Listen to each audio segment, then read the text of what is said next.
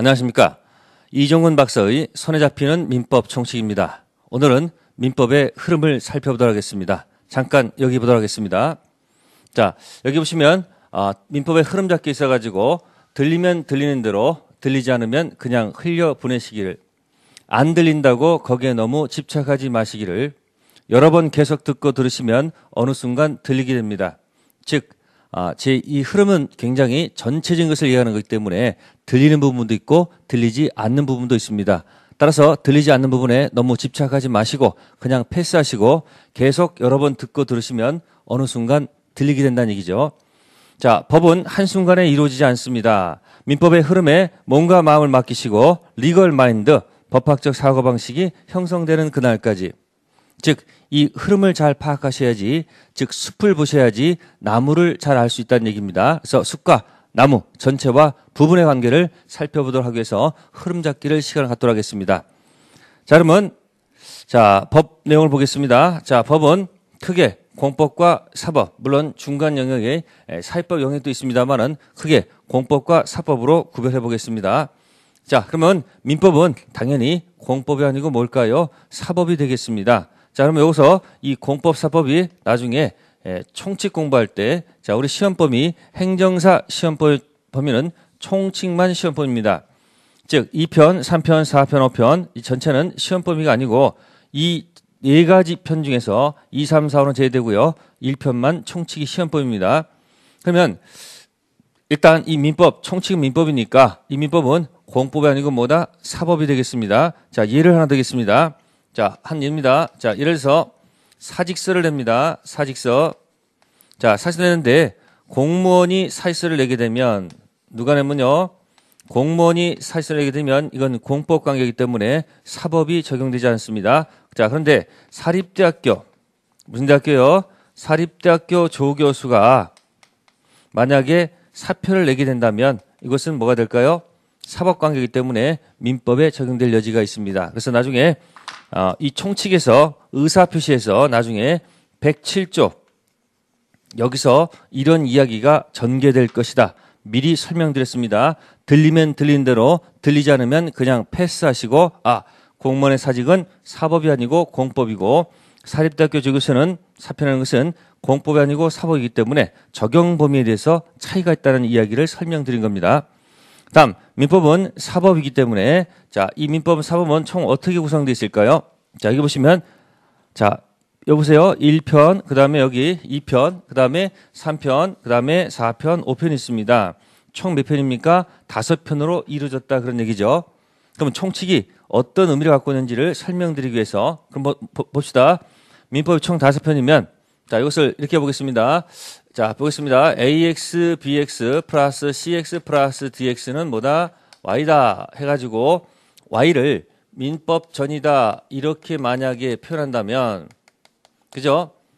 자, 공통된 것이 X가 앞에 있습니다. 그러면 A 플러스 뭐죠? B 플러스 C 플러스 D는 뭐다? Y다 이렇게 되겠네요. 자, 그럼 여기서 X가 바로 1편이 됩니다. 1편. 그 다음에 A가 2편이라 하고 B가 3편, C가 4편, D가 5편이라고 가정한다면 민법전은 총 몇 편으로 이루어졌다? 5편으로 이루어졌다는 얘기죠. 그 다음 이 X를 우리가 총칙, 그 다음에 A를 물권법이다. 그 다음에 3편이 채권, 그 다음에 4편이 친족, 그 다음에 D가 뭐예요? 상속이 되겠습니다. 그럼 잘 보시면 이 총칙 공부할 때 굉장히 큰 어려움을 겪습니다. 자, 편제상은 이렇게 되어 있습니다. 총칙부터 순서적으로 이렇게 진행이 되겠죠. 그죠?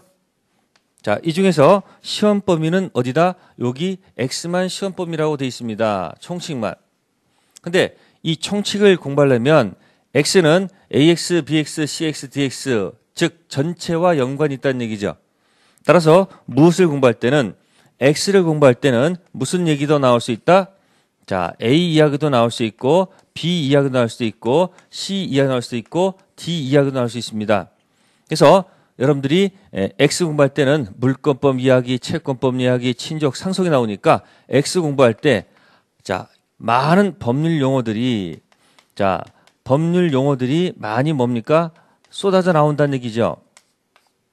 A의 법률행위 물권법의 용어, 그다음에 채권법의 용어, 그다음에 친족의 용어, 상속의 용어가 나오기 때문에 공부하는데 굉장히 많은 어려움을 겪고 있습니다. 그래서 이 X를 잘 하시려면 아무래도 어디요? 여기 A, B, C, D 여기를 자꾸 넘나들어야지 이 X가 쉽게 이행될 수 있다는 얘기입니다. 그래서 총치 갖고 있는 그 특징이 굉장히 추상적이고 많이 어렵다는 얘기입니다. 그래서 제가 설명할 때 이 X 얘기할 때는 어쩔 수 없이 A에 가는 거, B, 물권법 이야기, 채권법 이야기도 나올 수 있다는 얘기죠. 자, 그럼 요 이야기를 우리가 손으로 한번 해봅시다. 손으로 한 손에 잡히는 민법 정칙이 왜인지 설명드리겠습니다. 자, 민법이 총 몇 편이다? 5편이죠. 자, 1, 2, 3, 4, 5. 손과 대입했습니다. 그러면 1편이 뭐고? 총칙. 물권, 채권, 친족, 상속이죠. 그러면 이걸 다시 정리한 것이 자, 요쪽 한번 가봅시다. 요쪽 가보겠습니다. 보시면 자, 여기 보세요. 1편이 총칙이고 이 물권하고 채권을 묶어서 무슨 법? 재산법이라고요. 그 다음에 친족, 상속 묶어서 무슨 법? 가족법이라는 명칭을 쓰고 있습니다. 그래서 물권하고 채권, 친족, 상속 묶어서 이렇게 됩니다. 엄지가 뭐고요? 총칙. 그 다음에 재산법, 가족법이 되겠죠. 그래서 민법은 5개인데 정리가 되면 이렇게 돼 있다. 총칙, 재산, 가족이죠.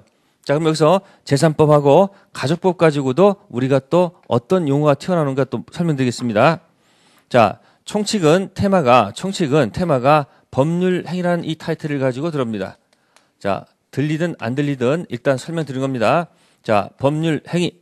자, 법률 행위하면 자, 손 해겠습니다. 법률을 뭐로 표현합니다? 하나입니다. 둘, 셋입니다. 이게 뭐냐? 단독행위, 쌍방행위, 박수입니다. 앞으로 나란히 합동행위.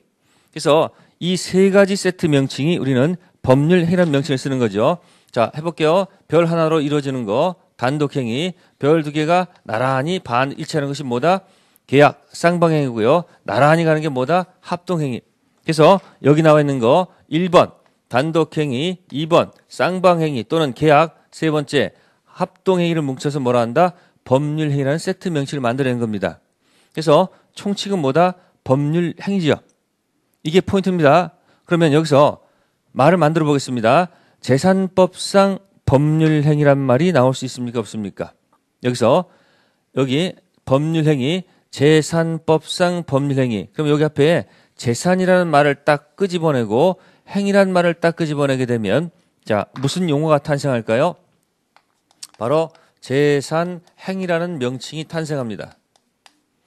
다음 가족법상 법률행위다 해볼게요. 가족법상 법률행위다. 그러면 가족행위라는 용어가 탄생이 될 겁니다. 무슨 행위요? 가족행위. 그러면 보십시오. 법률행위는 재산행위와 가족행위가 있다. 이렇게 말씀드릴 수 있습니다. 자, 그런데 이 가족법을 이전에는 이것을 신분법이다라는 말로 쓰기도 하였습니다. 무슨 법? 신분법. 그래서 무슨 행위다? 다른 말로 신분행위다. 이렇게 얘기를 합니다. 신분행위. 그러면 잘 보시면 총칙은 일단 형식적으로 보게 되면 2편, 3편, 4편, 5편의 전체의 총칙입니다. 전체 총칙입니다. 왜? AX, BX, CX, DX는 Y니까. 자, 그런데 이 총칙을 실제로 가서 공부를 하다 보면 이런 용어를 합니다. 자, 가족행위에는 적용이 잘 안 됩니다. 즉 무슨 행위? 신분행위는 대부분 적용이 없다 이라고 나옵니다. 다만 간혹 신분행위가 적용되는 경우도 있습니다. 그러면 법이 왜 어렵습니까? 있다 없다라고 딱 무 자르듯이 이렇게 아주 천편 딱딱 자르면 좋은데 우리 사람의 생활관계가 그렇지가 않습니다. 이럴 수도 있고 저럴 수도 있고 경우의 수가 굉장히 많기 때문에 법은 판단 기준이 점차 세분화될 수밖에 없는 거죠. 보세요. 총칙은 일단 2편, 3편, 4편, 5편에 뭐다? 형식 총칙 맞습니다. 그러나 그 안에 들어가서 공부를 하게 되면 특히 총칙에서 의사표시 있습니다. 또 대리, 조건, 기한 그 뒤로 갈수록 이 신분행위는 적용이 없다는 말이 자주 나옵니다. 그래서 총칙은 신분행위와는 친하지 않다. 다만 가끔 적용되는 경우도 있다. 이제 그런 것들을 나중에 공부할 수밖에 없는 겁니다. 그럼 지금 용어를 탄생시킨 거죠. 무슨 행위는 법률 행위는 재산법상 법률 행위와 가족법상 법률 행위, 신분행위란 말을 만들어낼 수 있다는 얘기죠. 자, 그다음에 또 여기다 붙여봅시다. 자, 여기 물권법상 자, 물권 관련된 행위. 자, 보세요. 무슨 행위 있습니까? 여기 물권 행위라는 말이 탄생할 수도 있습니다. 또 여기 무슨 행위? 채권 행위란 말이 탄생할 수도 있죠. 그러니까 나중에 법률행위 종류가 하면 의사표시 개수가 아니고 이행의 문제에 따라서 자, 약속에 해당하는 채권행위, 그다음에 이행에 관한 물권행위가 또 분리되는 경우도 있습니다. 그래서 이런 이 체계 속에서도 용어가 굉장히 많이 나올 수 있다는 얘기죠. 또 하나 볼까요? 자, 재산권에는 뭐가 있을까요? 재산권에는 말 그대로 있네요. 물권과 뭐가 있다? 채권이 있다. 그죠? 그다음에 가족권에는 무엇이 있을까요? 친족과 뭐가 있다? 상속권이 있다. 그래서 이 편지에서 이야기할 수 있는 것들이 많이 있다는 사실이죠. 그래서 나중에 제가 언젠가 한번은 이 표만 가지고 표 가지고 전체를 설명할 수 있다는 얘기를 말씀드린 겁니다. 다시 민법은 공법이 아니고 뭐다? 사법. 그래서 지인이 아닌 공무원의 사직은 이쪽으로 가는 것이지 이쪽 가는 것이 아닙니다. 사립대학교 조교수의 사직은 공법이 아니고 뭐예요? 사법관계로 한다는 얘기죠. 다음 총칙은 전체 총칙이죠. 그러나 주로 어디 총칙? 재산법의 총칙이 될 것이다. 그래서 재산행위와 무슨 행위? 가족행위란 말도 탄생할 수 있다는 거고요. 또 여기 물권행위도 있고 무슨 행위도 있다? 채권행위도 있다는 그런 얘기가 되겠습니다. 그래서 표 가지고 어떤 법률 용어들이 만들어질 수 있는 것을 설명드린 것이고요. 자, 그럼 여기 다시 오시면 지금 다시 돌아가겠습니다. 자, X가 A, B, C, D. 그래서 X 공부할 때는 물권 법률 용어, 채권 관련된 법률 용어, 친족 관련된 법률 용어, 그다음에 상속 관련된 법률가 뭐 할 수 있다? 나올 수 있다는 것을 여러분들이 생각하시라는 얘기입니다. 그래서 총칙 공부할 때 굉장히 큰 어려움을 겪기 때문에 제가 설명드릴 때 주로 어떤 이야기를 설명드리냐? 이쪽 재산 관련된 얘기를 많이 합니다. 특히 여기요 B 채권 그다음 뭐예요? 물권 이런 얘기를 설명드린다는 얘기죠. 그럼 제가 총칙이 있고 물권이 있고 채권이 있다 한다면 도대체 뭐에 관한 얘기를 다루는 것일까? 자, 보세요. 물권이라는 이 얘기는 물권법이라는 용어는 물권법은 자, 대비되는 게 무슨 법이죠? 이게 채권법이다. 이렇게 대비할 수 있습니다. 자, 물권을 가장 짧게 표현한 말이 과연 뭘까? 물권. 자, 물권은 이렇게 표현할 수 있겠습니다. 사람이 물건을 직접 지배하는 권리다. 그렇게 가장 짧게 표현해 드리겠습니다. 무슨 법은 물건은 뭐라고요? 사람이 물건.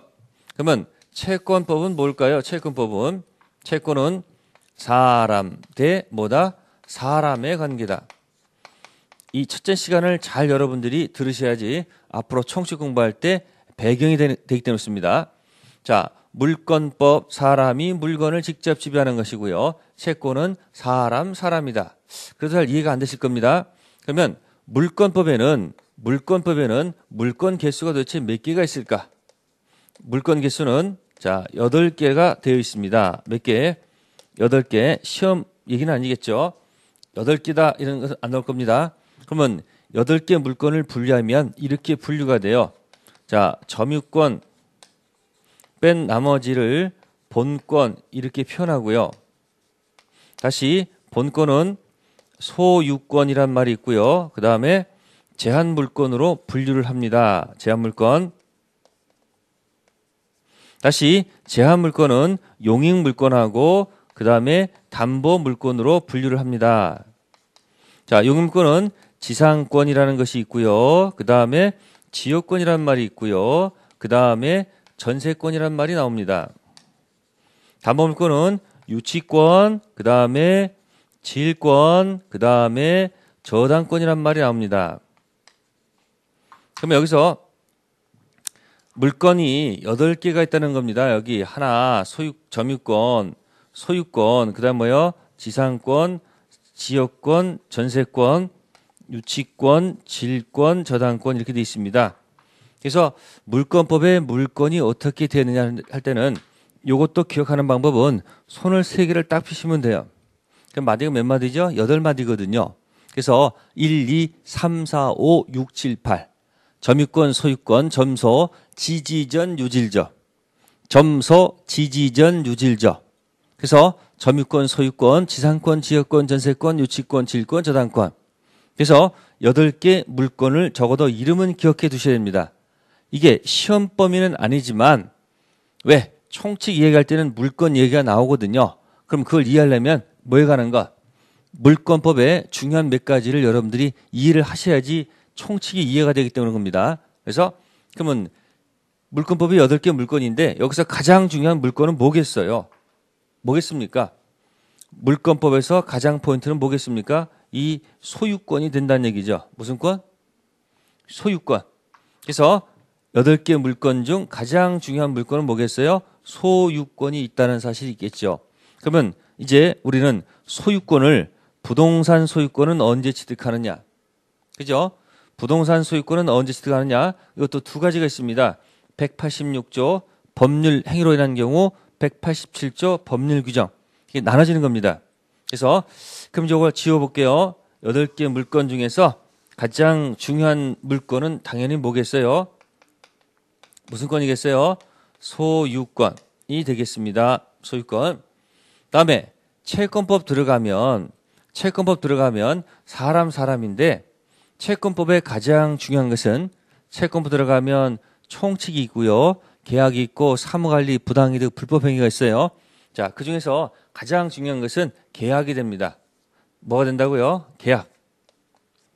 근데 계약은 민법전에는 계약이 보니까 14가지가 있더라 그럽니다. 14개. 전형계약입니다. 그래서 14가지 계약 중에서 가장 많이 우리가 쓰는 계약은 뭐겠어요? 당연히 매매 계약이 되겠습니다. 무슨 계약이요? 매매. 그래서 매매 계약을 통해서 채권이 발생한 다음 그 다음에 물권법에 가가지고 나중에 소유권을 뭐한다? 취득하는 과정을 갖고 있다 그 얘기예요. 그래서 편제상은 이거와 이거는 떨어져 있습니다만은 현실적으로는 서로 밀접한 연관이 있다는 사실을 기억하셔야 합니다. 그럼 이제 물권은 사람 물건. 그죠? 개수가 몇 개? 8개. 그죠? 제일 중요한 게 뭐다? 소유권. 그다음에 채권법의 가장 중요한 것은 뭐예요? 계약이죠. 특히 14가지 계약이 있는데 가장 중요한 것은 뭐다? 매매. 그래서 우리는 뭐를 통해서 이 매매를 통해서 나중에 무슨 권? 소유권 취득하는 과정으로 간다는 얘기죠. 그러면 이제 의문점이 있어요. 우리 시험법에 관련된 총칙은 도대체 뭐에 관한 얘기일까? 총칙은 도대체 뭐에 관한 얘기일까? 네, 총칙은 결론부터 말씀드리면 총칙은 포인트가 아까 얘기했을 거예요. 총칙은 이야기입니다. 무슨 행위요? 법률 행위라는 용어가 포인트입니다. 무슨 행위요? 법률 행위. 그럼 봅시다. 법률 행위는 아까 이렇게 했죠. 단독 행위, 쌍방 행위, 합동 행위. 단, 개, 합 이렇게 표현했고요. 물권법은 사람, 물건 8개. 그죠? 그다음에 채권법은 사람, 계약은 몇 개? 14개. 그죠? 14개 중 중요한 것이 뭐다? 매매. 물권법은 가장 중요한 것이 뭐다? 소유권. 그러면 이 총칙은 법률 행위인데 이 자체가 중요한 것은 아니겠죠. 자, 이 법률 행위의 포인트가 바로 뭘까요? 바로 요 얘기입니다. 무효다. 그 다음에 유효다 하는 이야기를 가지고 얘기합니다. 무효하고 뭐에 가는 것? 유효. 총칙의 주체 파트하고 객체 파트. 그죠? 그 다음에 변동 파트 가면 나중에 궁극적인 이야기는 결국 이 무효하고 뭐에 가는 것? 유효에 가는 얘기입니다.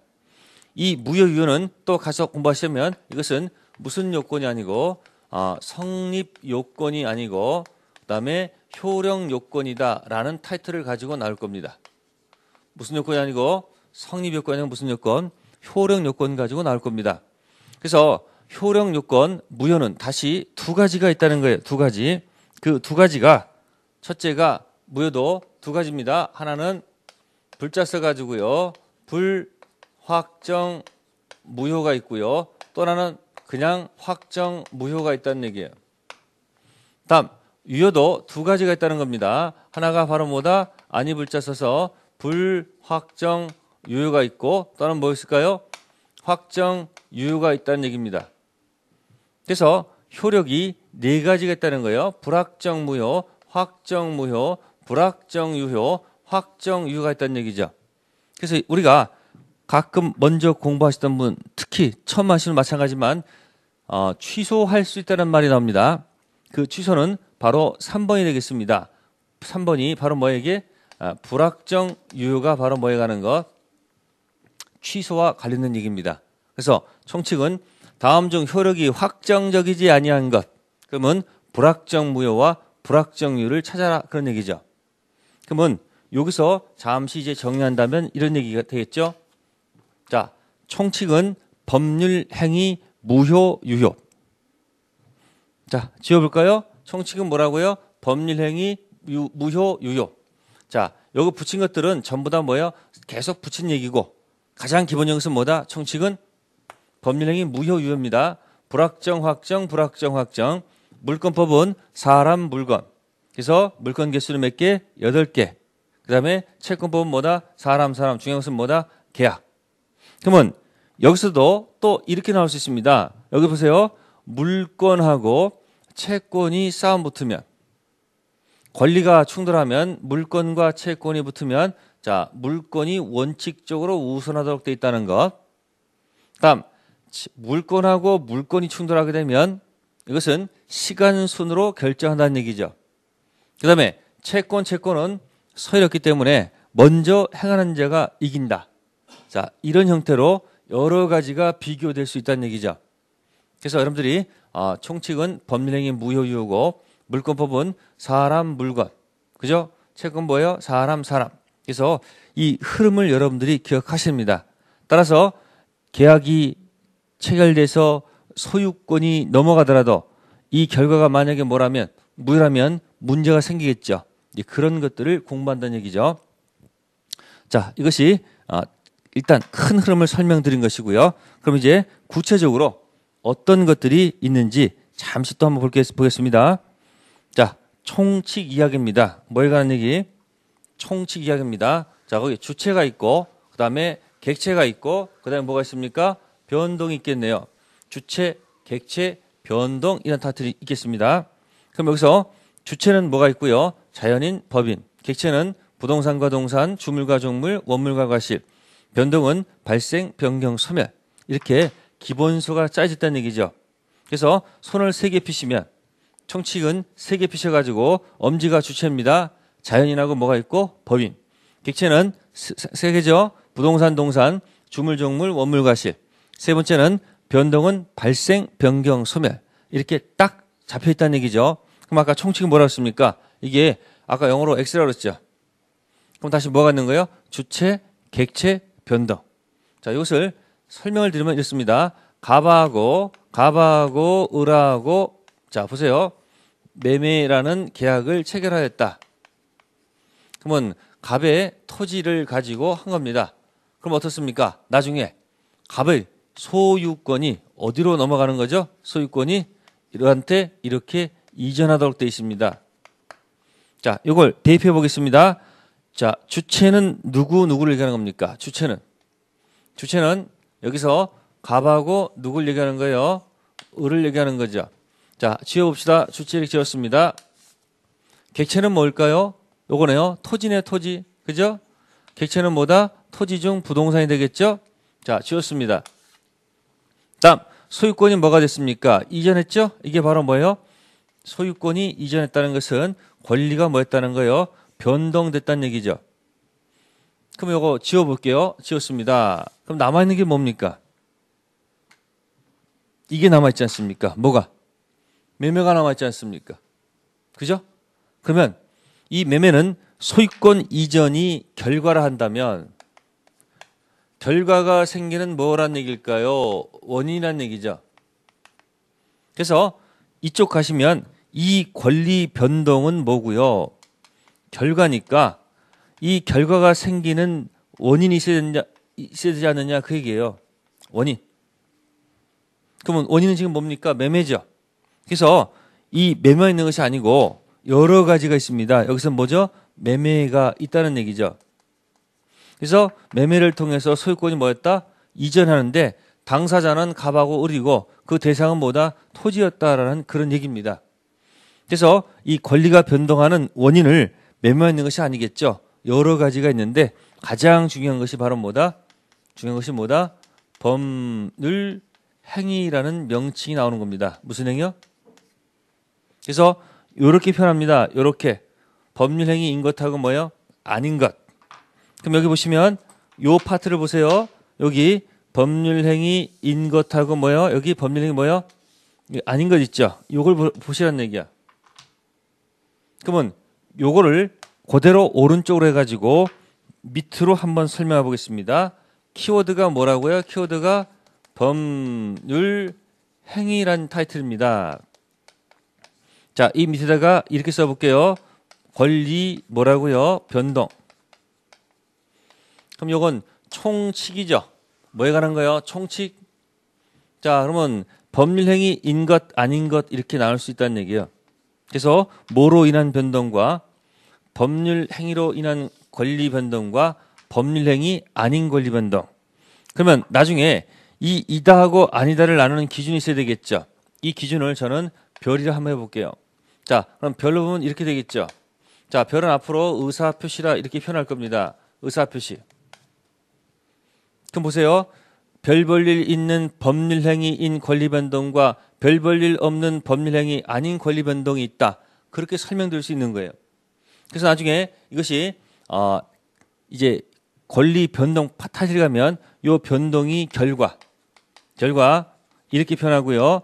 행위가 원인이다 이렇게 표현하고요. 원인 안에 있는 재료다 해서 재료 구성 요소죠. 자, 이렇게 놓고서 법률 용어가 또 탄생하죠. 그래서 결과에 해당하는 것을 법률 효과, 원인하는 것을 법률 뭐다? 요건, 재료라는 것을 뭐라 한다? 법률 뭐다? 사실. 이렇게 해서 이야기를 진행하는 겁니다. 그래서 지금 요 파트는 뭐에 관한 얘기? 어디에 관한 얘기? 자, 바로 여기 어디 하는 거? 여기 권리 변동에 관한 얘기가 되겠습니다. 그래서 권리가 변동하는 원인 중 가장 중요한 것은 뭐겠어요? 법률 행위죠. 근데 법률 행위는 뭘 요소로 한다? 의사표시를 요소로 한다는 얘기죠.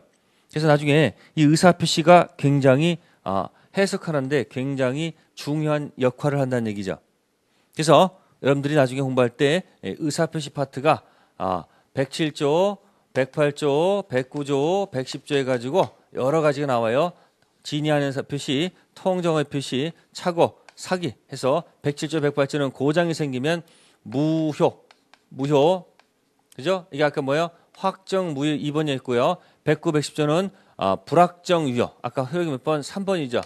이게 취소에 관련된 얘기가 나오는 겁니다. 그리고 이 취소가 또 하나 이렇게 가시면 여기 주체가 있을 거예요. 주체. 자, 자연하고 법인이 있습니다. 자연인은 태아가 이 세상에 뭐하면 출생하면 그죠? 뭐가 된다? 자연인이 된다. 그 얘기 자연인. 그다음에 법인은 자연인은 개인입니다. 개인이고요. 자, 법인은 단체가 무슨 등기를 하게 되면 설립 등기를 하게 되면 뭐가 된다? 법인이 된다는 얘기입니다. 단체가 무슨 등기? 설립 등기합니다. 그래서 단체는 두 가지가 있죠. 어떤 단체? 재산인 모인 단체, 재단. 사람인 모인 단체, 사단. 그래서 무슨 법인과 재단법인과 무슨 법인? 사단법인이 있다는 얘기죠. 그럼 여기서 보시면 여기 이건 법이 인정하는 사람이죠. 그럼 여기 자연인 같은 경우는 성장 단계가 있겠습니까? 없겠습니까? 성장 단계 있겠죠. 그럼 이쪽으로 보겠습니다. 자, 이 세상에 사람이 뭐해서 출생해서 그죠? 시점이 또 있을 겁니다. 그럼 출생 이전 단계가 뭐죠? 이게 태아가 되죠. 자, 그래가지고 쭉 성장 단계 지나서 자, 우리가 언제까지 사망 시점까지 살다가 가는 거겠죠. 그죠? 사망. 그럼 여기 중간에서 한번 점을 찍어야 돼. 그 점이 언젠가 만 19세라는 얘기입니다. 몇 세요? 만 19세. 출생 만 19세 사망. 그러면 만 19세 위에다가 이 단어를 한번 적어보세요. 단계합 법률행위란 말 적으세요. 그럼 여기다가 능력이라는 말 한번 적어보세요. 능력. 자, 그럼 무슨 능력이란 말이 탄생할까요? 여기 무슨 능력? 법률행위 능력이란 말이 탄생합니다. 그럼 이거 나중에 줄이면 무슨 능력이다? 행위 능력이라고 얘기합니다. 그러면 만 19세 이전은 법률행위 능력이 뭘까요? 없다는 얘기예요. 제한된다는 얘기죠. 이쪽은 있다는 얘기죠. 그러면 법률행위 능력이 없다라는 얘기는 뭘까? 다른 말로 홀로 할 수 없다 그 얘기입니다. 홀로 할 수 없다 그 얘기예요. 홀로 할 수 없는데 if 만약에 단독으로 하였다, 홀로 하였다 그러면 효력에 문제가 생긴다 안 생긴다? 효력에 문제가 생기죠. 그럼 아까 제가 1, 2, 3, 4번이었습니다. 1번이 불확정 무효, 2번이 확정 무효, 3번이 불확정 유효, 4번이 확정 유효죠. 효력은 바로 3번이 되겠다 그 얘기입니다. 3번이 바로 뭐냐면 불확정 유효다 그런 얘기야. 무슨 유효요? 불확정 유효. 이게 바로 뭡니까? 이게 바로 취소할 수 있다라는 얘기입니다. 그래서 댁에 가시면 만 19세 미만인 자녀분이 있으면 무슨 자예요? 미성년자는 법률 행위를 홀로 할 수 없다는 얘기예요. 홀로 할 수 없다는 얘기는 누군가의 도움을 받아야겠죠. 그게 바로 누구예요? 법정 대리인의 도움을 받아야 된다 그 얘기입니다. 그래서 여기서 무슨 용어 나옵니까? 법정 대리인 용어도 나오죠. 홀로 할 수 없다는 얘기는 법정 대리인 동의를 얻어서 하라는 얘기죠. 따라서 동의 없이 홀로 하게 되면 효력에 문제가 있기 때문에 뭐 할 수 있다? 불확정이 뭐 할 수 있다? 취소할 수 있다. 그러면 취소가 3번이니까 불확정 유효 3번 취소할 수 있다는 얘기는 어디로 갈 수도 있고, 자 여기 2번으로 갈 수 있다는 얘기죠. 실제 취소해서 확정 무효로 갈 수도 있고, 아니면 취소를 포기해서 확정 유효로 갈 수 있는 가능성이 있다는 얘기예요. 그래서 총칙 중 제일 힘든 파트가 바로 뭐예요? 나중에 취소할 수 있다는 확정 무효로 갈 수도 있고 확정 유효로 갈 수 있다. 그러면 취소가 확정 무효로 가려면 누가 해야 되는가? 취소권자. 누구에게 되는가? 취소의 상대방. 그 결과 취소 효과는 어떻게 될 것인가 하는 것이 140조, 141조, 140은 날돼 있고, 다음 불확정 유효가 확정 유효로 가려면 누가 취소를 포기해야 되겠죠. 그 다음에 두 번째, 취소 포기하지 없어도 법이 정한 사유가 있으면 취소 포기로 간주하는 법정 시인이 있고요. 또 일정 기간 취소를 하지 않으면 취소권이 소멸합니다. 그래서 144, 145, 146조 그 파트가 굉장히 뭐요? 중요한 파트다 그러니 생각하시면 됩니다. 그래서 이 미성년자 가지고도 이런 이야기를 할 수 있다는 얘기예요. 그래서 가시면 이건 주체에 관한 얘기죠. 뭐에 관한 얘기? 주체 중에서 누굴 잡아서 미성년자를 가지고 이야기한 겁니다. 물론 미성년자랑 계약한 상대방 보호 문제도 있습니다만 그건 차원 문제고, 일단 미성년자는 몇 세 이전? 만 19세 이전일 때는 법률행위 능력이 없다는 것, 문제가 뭐 된다? 3번 취소할 수 있다는 얘기를 가지고 말씀드린 겁니다. 자, 그 다음에 이쪽 와서 권리객체입니다. 권리객체는 여기 부동산과 뭐가 있습니까? 동산 있을 때, 자 민법 99조 1항에서 부동산 개념은 자 토지 정착물 종류 세 가지 하겠습니다. 건물 같은 정착물, 담 같은 정착물, 수목 같은 정착물 세 가지로 나눠볼 수 있다는 얘기죠. 그래서 정착물 종류는 몇 가지? 세 가지. 민법상 얘기입니다. 하나가 뭐예요? 건물 같은 정착물은 토지와 독립된 등기부가 있기 때문에 독립정착물 1. 그다음에 담은 세 번째는 이거는 종속정착물. 그다음에 두 번째 수목은 왔다 갔다 할 수 있기 때문에 반쪽짜리 반독립정착물. 그래서 토지가 처분될 때 종속정착물은 당연히 같이 갈 것이고요. 독립정착물은 가지 않습니다. 특히 이 수목 같은 경우는 원칙적으로 공시가 안 돼 있으면 이쪽 종속정착물을 가고요. 뭐 가지고 따지죠? 공시가 안 돼 있으면. 공시가 돼 있으면 무슨 정착물? 독립정착물을 간다. 그래서 수목이 공시 방법은 두 가지입니다. 법률에서 인정되는 임목에 관한 법률 등기 또는 관습법상 인정되는 명인 방법. 자, 이런 거에 의해서 독립으로 갈 수 있다는 얘기가 되겠습니다. 그래서 이것이 부동산 개념을 가장 짧게 표현한 것입니다. 그다음에 주물종물은 주가 가면 모두 간다, 종도 간다는 얘기고요. 그다음 원물 과실은 자 닭을 키우면 자 닭에서 뭐가 나옵니까? 알이 나오겠죠. 또 집을 빌려주게 되면 뭐가 나오죠? 집세가 나올 겁니다. 그래서 이 닭집은 이 과실 낳게는 원래의 물건이다. 그다음에 알 집세 과실이죠. 그래서 알은 누가 가져간다? 닭주인. 집세는 집주인. 그렇게 변하지 않고요. 과실은 누가 가져가느냐? 원물 소유자가 하는 것이 뭐다? 원칙이다. 그렇게 생각하시면 됩니다. 그래서 법률행위 인것, 권리변동 인것 아닌 것 있고요. 그다음에 이거 아닌 것 중에서는 마지막에 이제 총칙에서는 이 소멸시효라는 단어가 나옵니다. 무슨 시효요? 소멸시효라는 용어가 나옵니다. 시간이 경과하면 효력이 소멸되는 게 무슨 시효? 소멸시효입니다. 반대말은 뭘까요? 반대말은 취득시효란 말이 또 있습니다. 이건 물권법에서 나옵니다. 소멸시효는 총칙이고 취득시효는 물권법에서 나오는 얘기입니다. 근데 비교됩니다. 자, 취득시효는 시간이 경과하면 효력을 취득하는 것이 무슨 시효? 취득시효가 됩니다. 소멸시효는 시간이 경과하면 효력이 뭐한다? 소멸한다는 것. 그래서 대표적으로 소멸시효에 걸리는 권리는 바로 채권이 됩니다. 채권, 그 다음에 물권 중 용익물권, 지상권, 지역권, 전세권. 물론 전세권은 다툼이 있습니다만 어쨌든 물권 중 용익물권 8개 물권 중 용익물권이 뭐에 걸린다? 소멸시효에 걸린다는 얘기가 나옵니다. 그래서 총칙은 이렇게 흐름이 있다는 것을 여러분들이 기억하셔야 됩니다.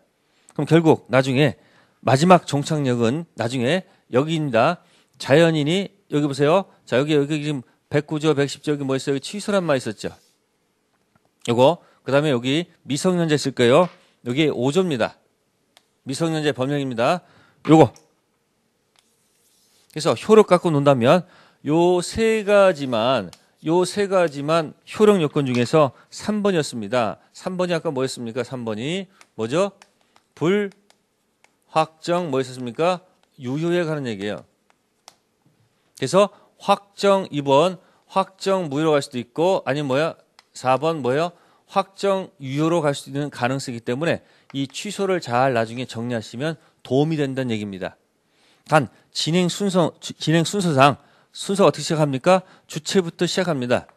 주체하기 전에 민법이 어떤 모습을 갖고 있느냐, 형식적, 실질적 권리가 어떤 것이 있느냐, 굉장히 추상적인 얘기를 하기 때문에 좀 어렵습니다.